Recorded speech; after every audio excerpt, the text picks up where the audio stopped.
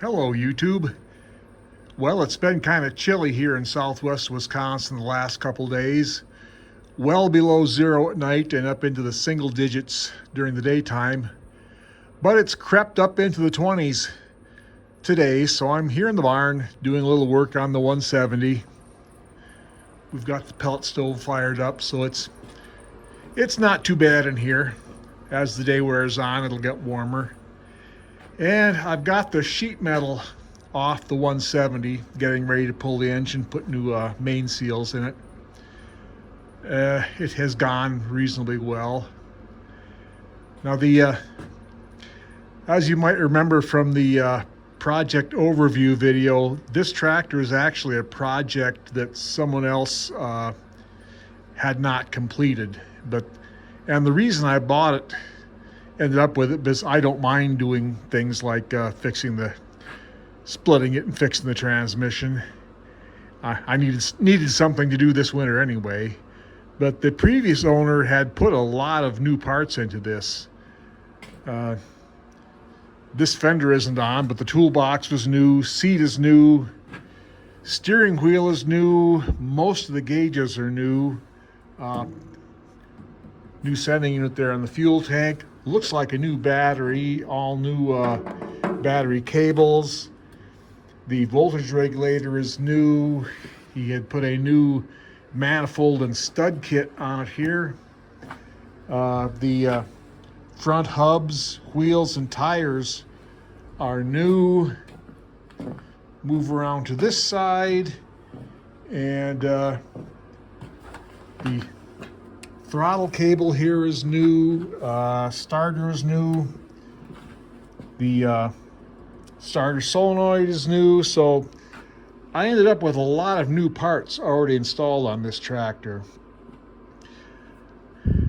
One thing that I was sort of less than thrilled about is the what looks to be the JB Weld solution on the radiator. The radiator doesn't leak, but I think some of the tin work must have come loose. And as long as I have the radiator off, I'm going to take it to a repair shop, take it to a radiator shop and get the tin work, at the very least, get the tin work soldered back on there like it should be.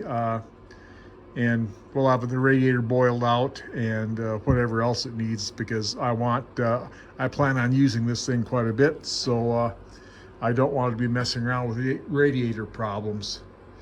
So yeah, coming along pretty well. This shouldn't take too long. It's a lot less work than the transmission.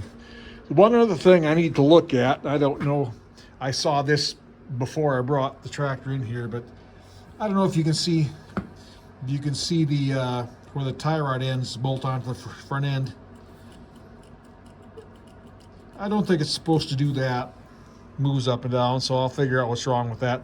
The tie rods are a tad bit loose, so I've got new tie rods coming for it anyway.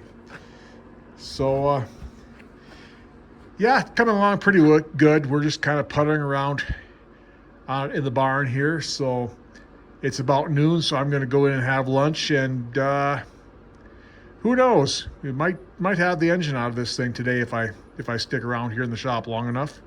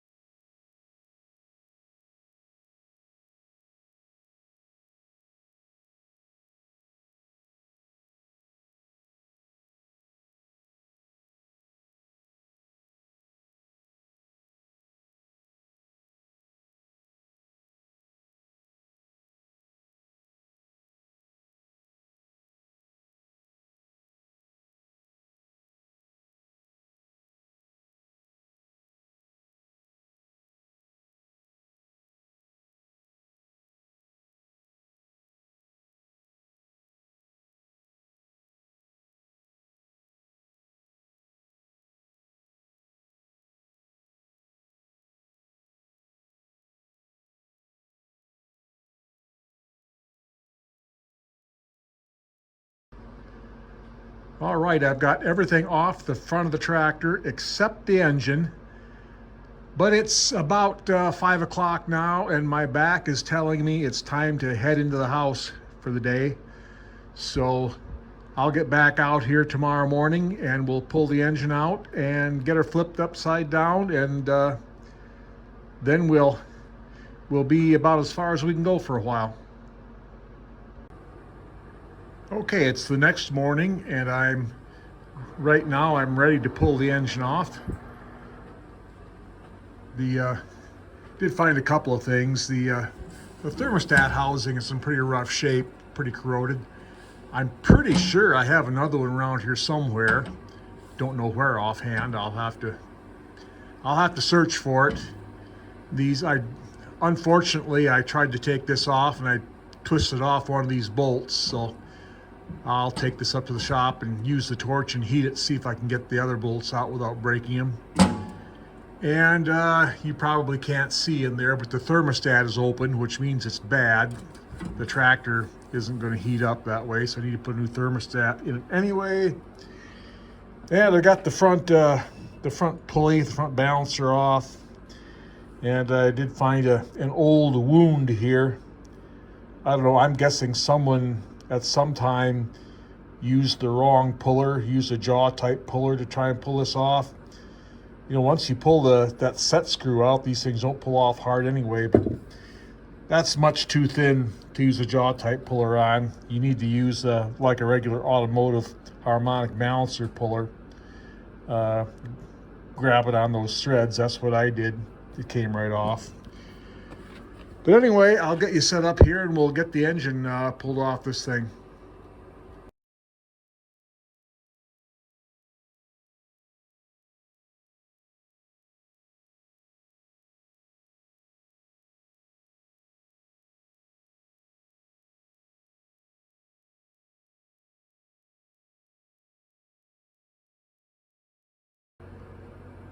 Okay, I've got the engine out and on the stand, and see if I can make you dizzy here.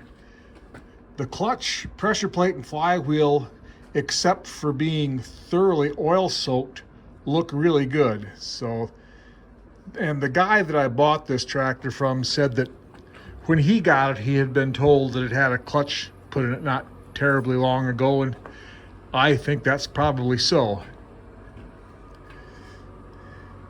So that's good. It's about 1 o'clock now, and I think I'm going to go in the house, and this is probably all I'm going to do here this week. It's about 18 degrees and windy outside, and we're just about to the point to where my pellet stove struggles to keep this place really comfortable, and I need to set a couple of round bales for the cows this afternoon. So that's we'll just kind of leave it here, and we'll hopefully pick things up next week. So until then, everyone out there, have a good day.